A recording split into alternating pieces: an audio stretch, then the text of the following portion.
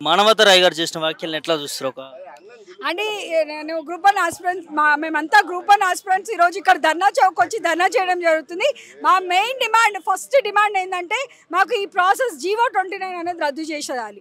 మాకు ఇవాల్యుయేషన్ గురించి అడిగితే మానవత రాయ్ గారు చెప్పు తీసుకొని కొడతా అన్నారు. ఎవరిని కొడతారండి? చెప్పు తీసుకొని గ్రూప్ వన్ ఆస్పిరెంట్స్ అందరినీ మమ్మల్ని చెప్పు తీసుకొని కొడతా. ఎంత పెద్ద మాట అది! అది ఎంత పెద్ద అన్పార్లమెంటరీ లాంగ్వేజ్ మీరు యూజ్ చేస్తున్నారు. You are representation of the people మధ్యలో ఉండి, పబ్లిక్ మధ్యలో ఉండి ఈరోజు ఇంత పెద్ద మాట ప్రెస్లో ఉండి, ప్రెస్ మధ్యలో కూర్చొని మమ్మల్ని ఎట్లా గౌరవపరుస్తారు? మీ మాటలు వెంటనే మీరు బ్యాక్ తీసుకోవాలి. మా మెయిన్ డిమాండ్ మీరు క్షమాపణ చెప్పాలి. విద్యార్థి లోకం మనోభావాలను దెబ్బతీసిరు, మీరు క్షమాపణ చెప్పేదాకా మేము ఊరుకోమండి. అది అండి, మాకు వేరే ఇదేం లేదు. గ్రూప్ వన్ ఆస్పిరెంట్స్ అందరికి ఏముంటుంది అంటే గ్రూప్ వన్ ఆఫీసర్స్ కావాలని ఉంటుంది. ఫస్ట్ ఆఫీసర్స్ కావాలని ఉంటుంది. వాళ్ళు ఎందుకు ఈరోజు ధర్నా చేస్తున్నారు? పిల్లల్ని, ఫ్యామిలీని, పెళ్లి అయిన వాళ్ళు ఫ్యామిలీని వదిలేసి పెళ్లి కాని వాళ్ళు పెళ్లి చేసుకోకుండా వచ్చి రోడ్ల కింద కూర్చొని ధర్నా చేసేది మన షౌకా? మీరు ఏసీలో కూర్చున్నారు, మీ కడుపు నిండుంది, కడుపు బాధతో ఉన్నాలని అడగండి. మానవత రాయిని రమ్మనండి, ఈ టెంట్ కింద కూర్చోమనండి, ఒక 5-10 నిమిషాలు కూర్చోమనండి. 100 సార్లు తెప్పించుకుంటారు నీళ్ళ బాటిల్, 100 టిష్యూ పేపర్లు పెట్టి తుడుచుకుంటారు. రమ్మనండి మరి ఆయనకి. గ్రూప్ వన్ గురించి ఎవరు అసభ్యకరంగా ఎవరు ఇదిగా మాట్లాడతారో వాళ్ళకి వచ్చి టెంట్ల కింద కూర్చొని డిబేట్లో పాల్గొనమండి ఎండలో. మా మెయిన్ డిమాండ్ ఒక్కటే, మాకు చాలా అన్యాయం జరిగింది. ఒక్క సెంటర్ నుండి ఇంతమంది ఎట్లా క్వాలిఫై అయినా అన్న కూడా ఇప్పుడు అడిగిండు, అదే క్వశ్చన్ అడిగిండు అన్న కూడా.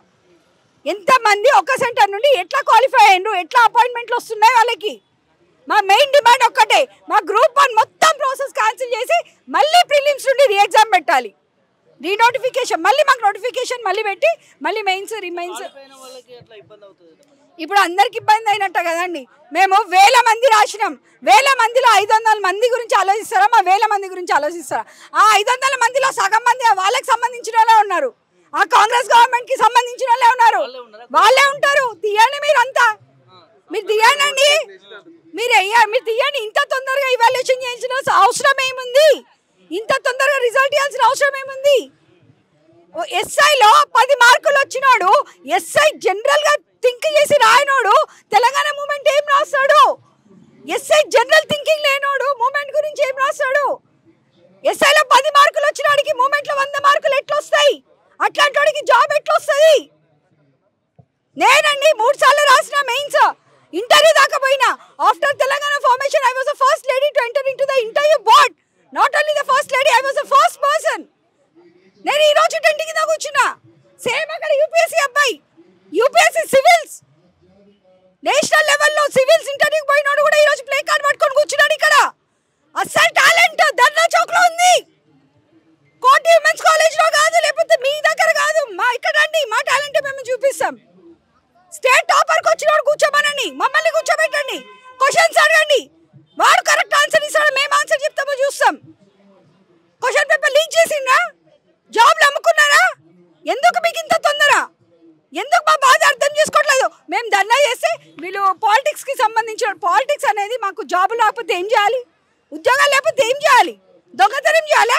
ఇంకేమైనా చేయాలా? నక్సలైట్స్ కావాలా? పాలిటిక్స్కి వెళ్తే తప్పలేదు కదా, జాబులు రానందుకు వెళ్తున్నాం మరి మేము పాలిటిక్స్కి.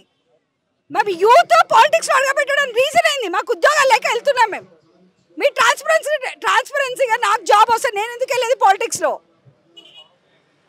కూర్చోబెట్టండి, మాట్లాడండి. బీజేపీ అని ట్యాగ్ లైన్ వేయడం కాదు, బీఆర్ఎస్ అని ట్యాగ్ లైన్ వేయడం కాదు. మా వెనకాల బాధలు అర్థం చేసుకోండి, మీకు తెలుస్తుంది అప్పుడు మేము ఎందుకు మాట్లాడుతున్నాము. అది వాళ్ళ మానవత, నేను చెప్తున్నా కదండి, మానవత రాయ్ గారు చాలా చులకనగా మాట్లాడుతున్నారు. గ్రూప్ 1 వాళ్ళ గురించి, గ్రూప్ 1 ఆస్పిరెంట్ కానీ, గ్రూప్ 2 ఆస్పిరెంట్ కానీ, గ్రూప్ 3 వాళ్ళ గురించి చులకనగా ఎందుకు మాట్లాడుతున్నారండి మానవత రాయ్ గారు? పెయిడ్ ఆర్టిస్ట్ అంటారు, చెప్పు తీసుకొని కొడతామంటారు. ఏంటండి మీ లాంగ్వేజ్? మీ లాంగ్వేజ్ ఏంది? మీ బాధ ఏంది అసలు? మీకు మినిస్టర్ పోస్టో ఎమ్మెల్యే పోస్టో కావాలంటే డైరెక్ట్ వెళ్ళి రేవంత్ రెడ్డి కాళ్ళలో పడండి, కానీ మమ్మల్ని చెప్పు తీసుకొని కొట్టానంత రైట్ మీకు ఎక్కడిది? Why the unparliamentary language you are using? మీరు తక్షణమే క్షమాపణ చెప్పాలని మెయిన్గా కోరుకుంటున్నాం మానవత రాయ్. రూలింగ్లో ఎవరున్నారండి కదా? వాళ్ళు ఆడినట్టు వాళ్ళు ఆడిపిస్తున్నారు, వాళ్ళు ఆడుతున్నారు అంతే. ఏది రూలింగ్లో ఉంటే అది అట్లనే జరుగుతుంది. మేము తెలియదా మాకు? గ్రూప్ 1 అంటే ఏంది? స్టేట్లో టాప్ మోస్ట్ పోస్ట్ గ్రూప్ 1. చిన్నపిల్లల ఆట కాదు గ్రూప్ 1 అంటే. ఈ ఎండలో అన్నం లేక తిండి లేక చూడండి నీళ్ళ ప్యాకెట్ ఇది 10-11 ప్యాకెట్స్. మేము ఇక్కడ కూర్చొని బ్రేక్ఫాస్ట్ కూడా చేయలే. మా బాధ ఎవరికి అర్థమవుతుంది? ధర్నాలు చేసిన వాళ్ళేమో పెయిడ్ ఆర్టిస్టులు. ఒక్కడు మాట్లాడితే వాడు ఒక్కడే ఉంటాడు, వాడు వెనకాల ఎవరు ఉండరు అనేసి అన్నాడు. మానవతరా అన్నాడు ఒకప్పుడు. వాళ్ళ వెనకాల 100 మంది ఉన్నామని చెప్పండి. 100 మంది అది 1000 మంది స్టూడెంట్స్ ఉన్నాం. మేము ఒక్కటే చెప్తున్నామండి, మేము అందరము మాకు రోడ్ల మీద లాక్కొచ్చి ఇంత హీనంగా ఈ ఎండలో ఇప్పుడు 2 అవుతుంది. ఇది పెయిడ్ ఆర్టిస్టులు చేసే పని కాదు.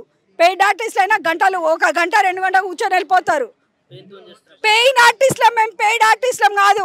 మీరు తమ్మునైలు పెట్టండి, పెయిన్ ఆర్టిస్ట్ అని పెట్టండి, పెయిడ్ ఆర్టిస్ట్ అని కాదని పెట్టండి. ఆ తమ్మునైలు పెట్టండి, మీకు తెలుస్తుంది ఆయనకు.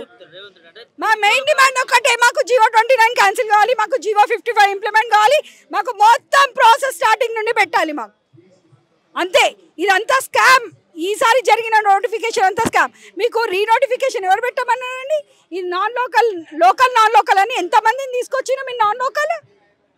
మీకు రీ ఎగ్జామ్ పెట్టమన్నది హైకోర్టు, రీనోటిఫికేషన్ ఇవ్వమనలేదు. మీ ఇంటెన్షన్ ఏంది? స్టార్టింగ్ నుండి మీ ఇంటెన్షన్ ఏంది? ప్రిలిమ్స్ కాకముందు నుండి నోటిఫికేషన్ టైం నుండి మీ ఇంటెన్షన్ ఏంది? ఆన్సర్ ఇవ్వాలి గ్రూప్ 1 ఆస్పిరెంట్స్కి. మా గ్రూప్ 1 అందరికీ ఏడ్పించిండండి. కాంగ్రెస్ గవర్నమెంట్ని నమ్ముకొని గెలిపించిండ్రు మా వాళ్ళందరూ. ఆస్పిరెంట్స్ అందరు గెలిపించిండ్రు. ఇప్పుడు చుక్కలు చూపిస్తున్నారు మాకు.